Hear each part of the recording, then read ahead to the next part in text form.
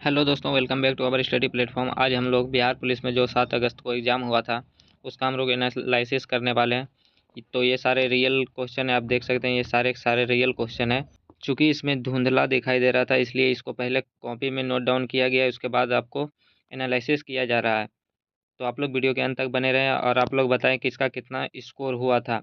और इसका पीडीएफ चाहिए तो आप टेलीग्राम चैनल को ज्वाइन करके पीडीएफ ले सकते हैं।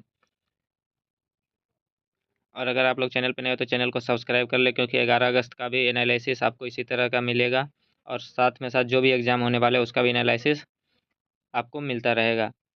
तो चलिए ना देरी करते हुए करते हैं हम लोग अपने वीडियो को शुरू। तो आप देख सकते हैं ये सारा सारा धुंधला दिख रहा था, तो हम लोग इसको कॉपी में नोट डाउन किए, उसके बाद फिर से इसको बनाने का प्रयास किए। तो देखिए, चलिए देखते हैं हम लोग अपना क्वेश्चन।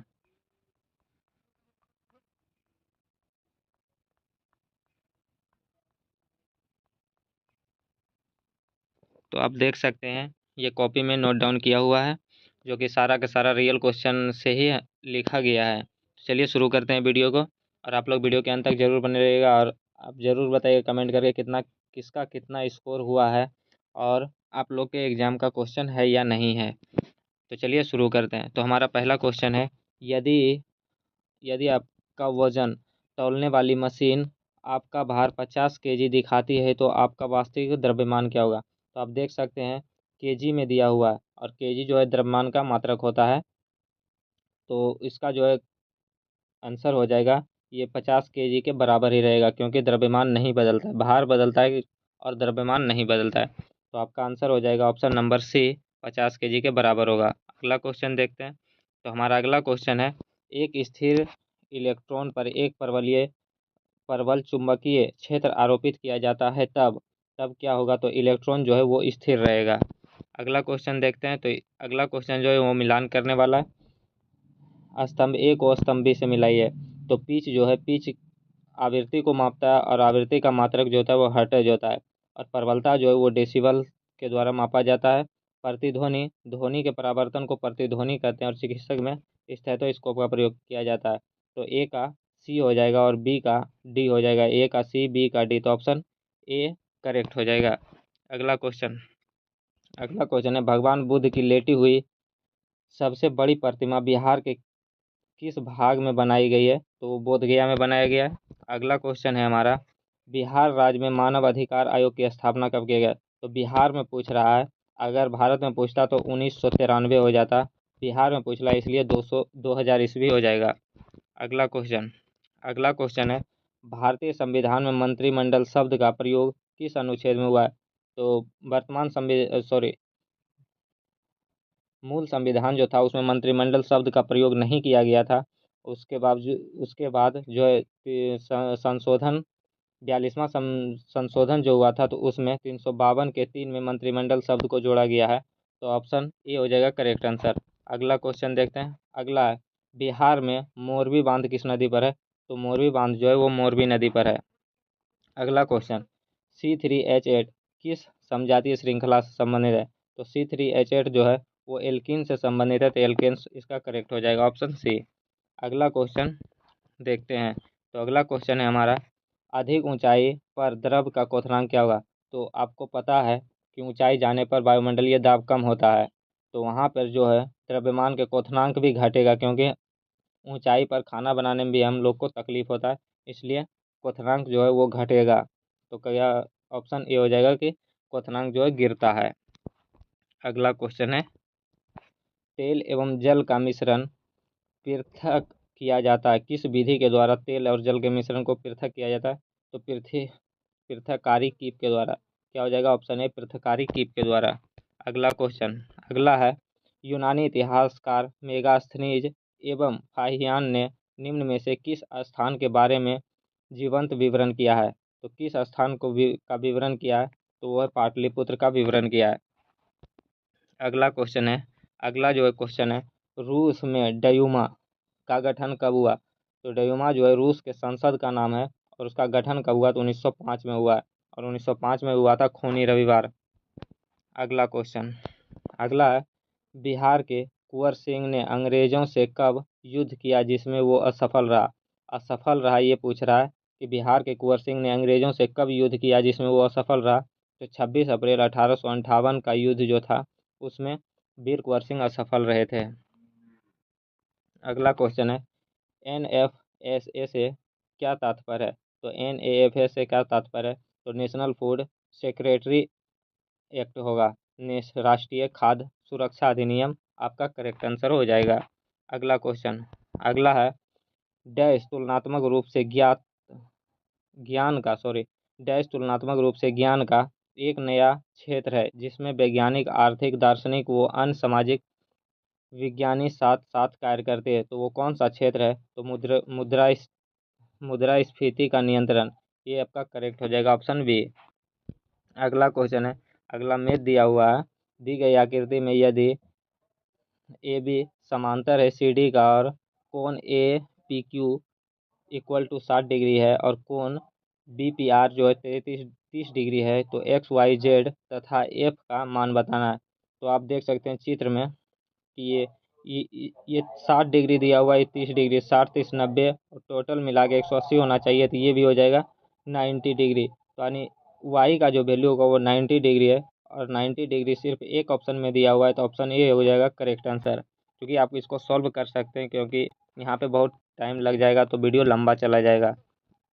अगला क्वेश्चन है 15 किताबों का क्रय मूल्य 20 किताब के विक्रय मूल्य के बराबर है तो प्रतिशत हानि होगा, तो कितना हानि होगा? आप 15 किताब खरीद रहे हैं और 20 किताब बेच रहे हैं, तो कितना किताब का हानि हो रहा है? तो 5 किताब का। कितने पे हो रहा है? तो 20 पे हो रहा है, 20 पे हो रहा है और प्रतिशत निकालने के लिए 100 से हम लोग गुना करेंगे, तो 20 पंचे हो जाएगा 100 और 5 गुना 5 हो जाएगा 25, तो 25% का हम लोग को हानि हो रहा है, तो ऑप्शन डी इसका करेक्ट हो जाएगा 25%। अगला क्वेश्चन, डेल्टा प्रदेश के उच्च भाग में पुरानी कोप मृदा किस नाम से जानी जाती है? तो पुरानी पूछ रहा है, तो पुरानी कोप मृदा को हम लोग बांगर कहते हैं, अगर नहीं पूछता तो खादर होता, तो हम लोग का ऑप्शन बी हो जाएगा करेक्ट। अगला है संविधान के किस संशोधन ने राष्ट्रपति को मंत्रिमंडल की राय मानने के लिए बाध्य किया है? तो बाध्य किया है तो 42वां संविधान संशोधन के द्वारा बाध्य किया है। अगला क्वेश्चन है हमारा, भारतीय संविधान की 8वीं अनुसूची में कितनी भाषाएं हैं? तो वर्तमान में 22 भाषाएं हैं और मूल संविधान में कितना था? तो 14 भाषा था। अगला क्वेश्चन, अगला है अप्रैल 2024 में वाराणसी यूपी की कौन सी मिठाई को जीआई टैग मिला है? तो कौन सी मिठाई को? तो तिरंगा बर्फी को जो है वो जीआई टैग मिला, ऑप्शन ए हो जाएगा करेक्ट आंसर। अगला क्वेश्चन है हमारा, अगला है निम्नलिखित में से किन दो देशों के मध्य संयुक्त सैन्य अभ्यास शक्ति 7 2024 का आयोजन उमरोई मेघालय में किया गया? तो शक्ति 7 2024 का आयोजन किसके बीच हुआ है? तो भारत और फ्रांस के बीच हुआ है, ऑप्शन सी आपका करेक्ट हो जाएगा। अगला क्वेश्चन है बिहार के संदर्भ में मिशन दक्ष निम्नलिखित में से किससे संबंधित है? तो मिशन दक्ष का जो संबंधित है वो शिक्षा से संबंधित है। अगला है इंग्लिश क्वेश्चन है आई हर्ट माई सेल्फ, ये बताना है यहाँ पे कि कौन सा प्रोनाउन यहाँ पे यूज हो रहा है। तो यहाँ पे जो प्रोनाउन यूज हो रहा है वो रिफ्लेक्सिव प्रोनाउन का यूज किया जा रहा है। अगला क्वेश्चन, हम हमरावी की विधि संहिता किस सभ्यता की देन है? तो हमरावी की विधि संहिता किस सभ्यता की देन है? तो बेबीलोन की सभ्यता की देन है। अगला क्वेश्चन है ईश्वर के अमूर्त रूप की पूजा को डैश कहा जाता है? अमूर्त रूप की पूजा को निर्गुण कहा जाता है। अगला क्वेश्चन, अगला है मानव को अंतरिक्ष में भेजने के भारतीय महत्वाकांक्षी अभियान का नाम क्या है? तो भारतीय महत्वाकांक्षी अभियान का नाम जो था वो है गगनयान।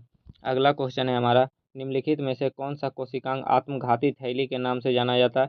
तो लाइसोसोम को हम लोग आत्मघाती थैली, आत्महत्या के थैली या सुसाइड बैग भी कहते हैं। अगला है he listened to me potentially dash he was angry, तो थ्रो हो जाएगा इसका करेक्ट आंसर। अगला है we have dash breakfast at night, तो इसमें जो खाने वाला कोई भी सामग्री में कोई आर्टिकल का यूज नहीं होता है, तो नो आर्टिकल इसका करेक्ट हो जाएगा। अगला क्वेश्चन है गार्डन ग्लोबल हेल्थ अवार्ड 2024 का विजेता कौन है? तो गार्डन ग्लोबल हेल्थ अवार्ड 2024 का विजेता जो है वो गगनदीप काग्र है। कौन है? गगनदीप काग्र। ऑप्शन ए हो जाएगा सही आंसर, गगनदीप काग्र। अगला है, अगला, निम्नलिखित में से कौन सी मिसाइल प्रणाली क्रूज मिसाइल का उदाहरण है? क्रूज मिसाइल का उदाहरण कौन सा है? ब्रह्मोस मिसाइल जो है क्रूज का मिसाइल का उदाहरण है। अगला क्वेश्चन, अगला है, निम्नलिखित में से कौन सी भूमि रामसर आर्द्र भूमि गोवा में स्थित है? तो गोवा में कौन सा है? तो नंदा झील है। कौन है? नंदा झील, ऑप्शन ए। अगला है, अगला मैथ है कि 5 cosec square theta minus 5 coat square theta किसके बराबर है? तो इसमें से आप 5 कॉमन ले लीजिए और कोसेक स्क्वायर थीटा जो है cosec square theta minus cot square theta हो जाएगा ये। तो cosec square theta minus cot square theta का फार्मूला जो होता है वो 1 होता है। ये फार्मूला सही है, cosec square theta minus cot square theta 1। और 5 कॉमन लिया हुआ है, 5 गुना 1 कितना हो जाएगा? तो 5। तो इसका आंसर जो है ऑप्शन ए 5 हो जाएगा इसका करेक्ट आंसर। अगला क्वेश्चन है, 8 पेंसिल तथा 12 कलम का मूल्य 120 रुपया है, जबकि 16 पेंसिल तथा 14 कलम का मूल्य 200 रुपया है। तो एक पेंसिल और एक कलम का मूल्य बताना है। तो 12 कलम, सॉरी पहले 8 पेंसिल है, तो 8 पेंसिल प्लस 12 कलम का मूल्य कितना है? 120। और 16 पेंसिल और 14 कलम का मूल्य कितना है? तो वो है 200। तो टोटल कितना हो जाएगा? टोटल जो हो जाएगा वो हो जाएगा 8 पेंसिल और 16 पेंसिल, तो ये हो जाएगा 24 पेंसिल। और 12 कलम और 14 कलम जो हो जाएगा वो 26 कलम हो जाएगा। टोटल मूल्य कितना है? 320। तो ऑप्शन से आप देख सकते हैं कि अगर हम नो एक पेंसिल का कीमत 9 माने और एक कलम का 4 रुपया माने तो मेरा 320 आ जाएगा। आप कर सकते हैं। तो इसका आंसर ऑप्शन डी हो जाएगा। अगला क्वेश्चन है, अगला है प्रायिकता से क्वेश्चन है, एक म्यूजिकल वेवर खेल में जो व्यक्ति संगीत बजा रहा है उसे सलाह दी गई है कि वह संगीत प्रारंभ करने के बाद 5 मिनट में कभी भी संगीत बंद कर सकता है। इसकी क्या प्रायिकता होगी कि संगीत प्रारंभ होने से पहले 2 मिनट के अंदर बंद हो जाएगा? तो इसकी क्या प्रायिकता होगी? तो कुल संभावना कितना है? 5। कुल जो संभावना है 5 मिनट बजाना है और 2 मिनट के अंदर बंद करना है। तो संभावना कितना है? तो 2। तो 2/5 ऑप्शन बी करेक्ट हो जाएगा। अगला क्वेश्चन है, बेलाडीला प्रसिद्ध है, तो बेलाडीला किसके लिए प्रसिद्ध है? तो लो अयस के लिए प्रसिद्ध है बेलाडीला। अगला है, शिवालिक की तलछटी में भाबर प्रदेश का निर्माण पाया जाता है। बिल्कुल सही है। नदी नदियाँ पर्वत से नीचे उतरते समय तलछटी में कंकड़ पत्थर का निबूध करती है। ये भी सही है। तो कथन दोनों सही है तथा कथन एक का सही व्याख्या करता है। ये ऑप्शन ए हो जाएगा करेक्ट आंसर। अगला, अगला है, भारत में ऊनी वस्त्र का प्रारंभ कब हुआ था? तो 1876 में भारत में ऊनी वस्त्र का प्रारंभ हुआ था। अगला क्वेश्चन है हमारा, तो अगला क्वेश्चन है, जनवरी 2015 में भारत में राष्ट्रीय आय का सर्वाधिक चर्चित माप क्या था? तो आधार कीमत पर सकल जोड़ा गया मूल्य। ये इसका करेक्ट हो जाएगा। अगला क्वेश्चन है, तो अगला क्वेश्चन है हमारा, पूछ रहा है निम्नलिखित में से कौन सा पुल्लिंग है? तो पुल्लिंग जो है वो दही है, क्योंकि हम लोग लिखते हैं दही खट्टी है, ये नहीं लिखते, हम लोग लिखते हैं दही खट्टा है। तो इसका ऑप्शन हो जाएगा ऑप्शन डी दही। दही जो है वो पुल्लिंग है। यहाँ पे प्रीफिक्स बताना है, डैश एपियर लिखा हुआ है, डैश एपियर। तो प्रीफिक्स का मतलब होता है उपसर्ग, तो उपसर्ग लगाना है, क्या हो जाएगा? आप प्री एपियर नहीं लिख सकते हैं, अन एपियर, अन एपियर। तो यहाँ पे जो भराएगा वो अन भरा जाएगा, अन एपियर, अन एपियर मतलब असफल। अगला क्वेश्चन, तो अगला हमारा ये बताना है यह किस प्रकार की जीवाणु है, ये आपको बताना है। तो इसका ऑप्शन नहीं लिखा गया क्योंकि इसको स्ट्रेप्सो कुछ करके ऑप्शन था, वही आंसर हो जाएगा स्ट्रेप्सो। अगला क्वेश्चन, अगला है, यदि एक संकरण में आई और जी फूले हुए वो हरी रंग को प्रतिनिधित्व करता है तथा छोटी आई और छोटी जी संकुचित और पीला रंग का प्रतिनिधित्व करता है, तो वे पौधे बड़ी आई, छोटी आई और छोटी जीजी के आनुवंशिक रचना वाले आपका कौन सा पांड होगा? तो इसका जो आंसर हो जाएगा क्योंकि बड़ी आई है तो बड़ी आई छोटी आई को दबा देगा तो वो फूला हुआ हो जाएगा, और जो वो छोटी जीजी है तो वो पीला हो जाएगा। तो इसका आंसर ऑप्शन सी फूला हुआ और पीला हो जाएगा। अगला क्वेश्चन है, राज्यसभा में बैठक के लिए आवश्यक गणपूर्ति कितना होता है? तो राज्यसभा का टोटल सीट 245 है और गणपूर्ति के लिए हमें 1/10 चाहिए, तो लगभग 24.5 होता है। तो 24.5 तो लिखेंगे नहीं, तो 25 इसका करेक्ट आंसर हो जाएगा, ऑप्शन ए। अगला, निम्नलिखित में से कौन सा निर्धनता निरोधी उपायों का कम प्रभावी होने का कारण नहीं है? तो इसमें तो सारा ऑप्शन दिया ही नहीं है, तो इसको आप लोग देख लीजिएगा पीडीएफ से,